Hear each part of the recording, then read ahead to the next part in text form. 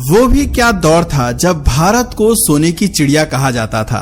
सभी देश हमारे मसालों और कपड़ों आदि के लिए भारत पर ही निर्भर थे। उस वक्त लोग पक्की इमारतों में नहीं बल्कि मिट्टी के कच्चे आशियानों में रहा करते थे और कुएं व नदियों से पानी पिया करते थे।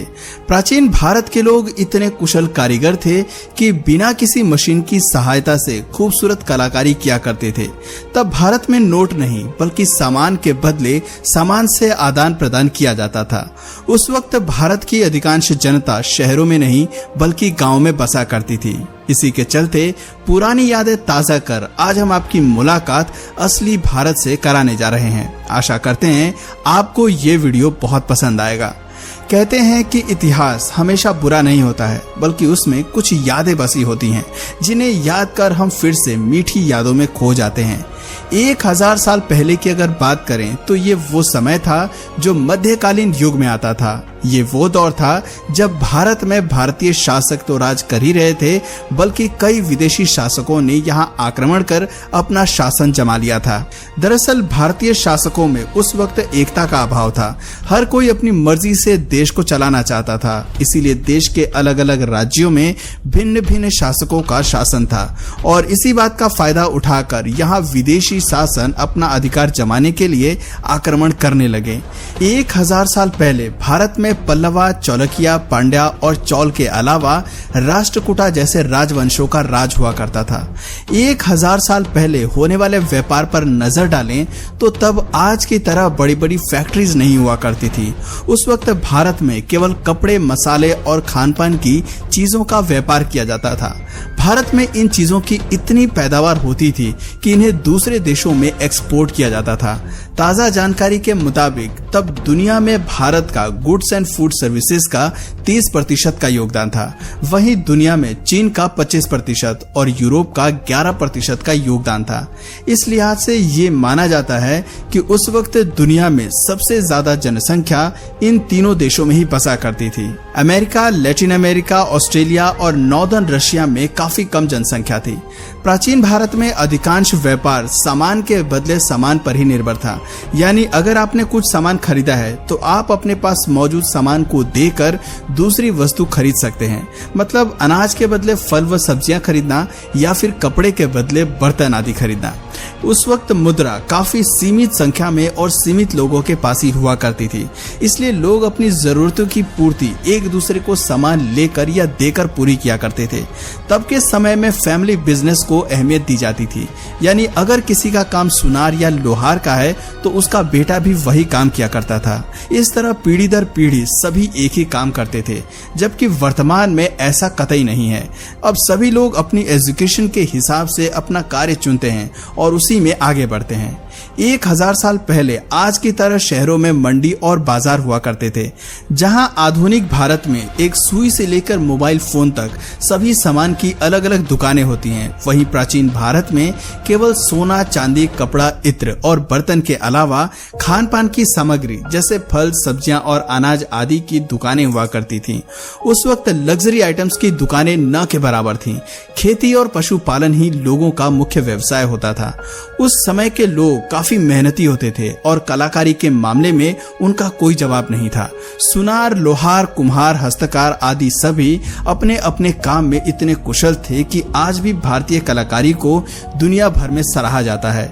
1000 साल पहले के कारीगरों के हाथों में इतना हुनर था कि उनके आगे आज की मशीनें भी फेल हैं। उदाहरण के तौर पर आप किसी भी किले की शानदार नक्काशी को देखकर अंदाजा लगा सकते हैं। जहां आधुनिक समय में यातायात के साधन इतने विकसित हो गए हैं कि हम पूरी दुनिया की सैर कर सकते हैं, लेकिन 1000 साल पहले का वक्त बिल्कुल अलग था। तब लोगों को दुनिया काफी बड़ी लगती थी और भाई हो भी क्यों ना, क्योंकि उस वक्त लोग पैदल, घोड़ा गाड़ी, नाव या फिर पालकी द्वारा ही दूरियां तय करते थे। तब ट्रांसपोर्ट के साधन काफी सीमित हुआ करते थे और आम लोगों के पास इतना पैसा भी नहीं था कि वो इन साधनों का भी लाभ उठा सकें। प्राचीन काल में लोग पैदल चलकर ही एक स्थान से दूसरे स्थान पहुंचते थे, इसलिए तब के लोग कुछ किलोमीटर की दुनिया में ही खोए रहते थे। उनकी दुनिया काफी सीमित थी। आपने ये कहावत तो सुनी ही होगी कि भारत में हर 10 किलोमीटर पर बोलियां बदल जाती हैं, यानी भारत में इतनी सारी भाषाओं की अपनी अपनी बोलियां भी हैं और ऐसे में कुछ किलोमीटर जाने पर लोगों को एक दूसरे की बोली समझना मुश्किल हो जाता था। जहां आज लोग शहरों की ओर भागते हैं, जबकि 1000 साल पहले भारत की अधिकांश जनता गांव में निवास करती थी। एक अनुमान के हिसाब से गांव में 90% जनसंख्या रहा करती थी, जबकि शहरों में केवल 10% या इससे भी कम जनसंख्या रहना पसंद करती थी। आपको जानकर हैरानी होगी कि जहां आज के समय में सरकार को पानी को रिजर्व रखने के लिए योजना चलानी पड़ रही है, जबकि 1000 साल पहले के लोग इतने समझदार थे कि वो पानी के संरक्षण के महत्व को बहुत अच्छे से जानते थे। उस वक्त पानी की संरक्षण करने के लिए गांव में तालाब हुआ करते थे और जहां तालाबों की कमी होती थी वहां उन्हें खुदवा कर तैयार किया जाता था। प्राचीन भारत के अधिकांश लोग धार्मिक प्रवृत्ति के हुआ करते थे। वो पूजा पाठ और धार्मिक अनुष्ठानों में काफी विश्वास रखते थे, इसलिए तब गांव गांव में मंदिर होते थे और हर गांव में एक कुल देवता का मंदिर भी हुआ करता था। अगर आपने गौर किया हो तो आपको जरूर मालूम होगा कि पहले के घर आज के घरों के मुकाबले काफी अच्छे माने जाते हैं। बेशक तब मिट्टी से घरों का निर्माण किया जाता था, लेकिन इस बात में भी कोई शक नहीं है कि उस वक्त के घर काफी मजबूत होते थे।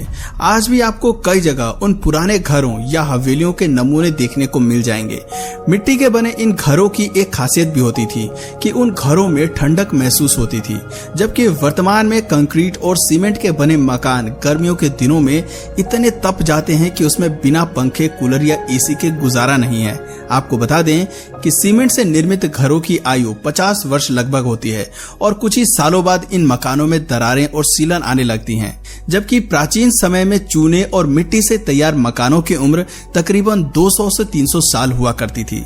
ऐसा बिल्कुल नहीं है कि प्राचीन काल में लोगों के बीच झगड़े या विवाद नहीं हुआ करते थे, मगर तब उनका फैसला कोर्ट नहीं बल्कि राजा सुनाते थे।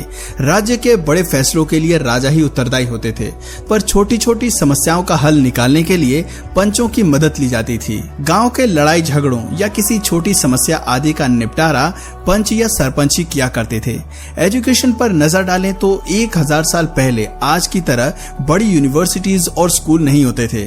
तब गुरुकुल में बच्चों को शिक्षा दी जाती थी। उस समय वेद साहित्य को अधिक महत्व दिया जाता था। तक्षशिला में वैदिक साहित्य के साथ साथ 18 शिल्पों की भी शिक्षा दी जाती थी। विद्यार्थियों को एग्रीकल्चर, गणित, एस्ट्रोनॉमी और चिकित्सा जैसे विषयों को पढ़ाया जाता था। इस तरह विद्यार्थी साहित्य का अध्ययन करके स्वतंत्र रूप से अपनी जीविका कमाने योग्य बन जाते थे। एक और अहम बात यह है कि उस वक्त लिखित के बजाय मौखिक शिक्षा अधिक प्रदान की जाती थी। 1000 साल पहले के दौरान लोग जाति और धर्म को बहुत मानते थे। छोटी जात के लोगों को बड़ी जात की लड़की या लड़के से विवाह करने की इजाजत नहीं थी। तब के समाज में लव मैरिज जैसा कोई शब्द नहीं था। उस वक्त सिर्फ अरेंज मैरिज को तवज्जो दी जाती थी और उसमें भी एक गांव या एक गोत्र के लड़के या लड़कियों की शादी आपस में नहीं कराई जाती थी। दोनों का अलग अलग गांव से होना जरूरी था। हालांकि तब सबसे नजदीकी गांव में शादी करा दी जाती थी। उस वक्त शादी समारोह 1 या 2 दिन नहीं बल्कि 1 हफ्ते तक चलते थे। इसका एक अहम कारण ये भी है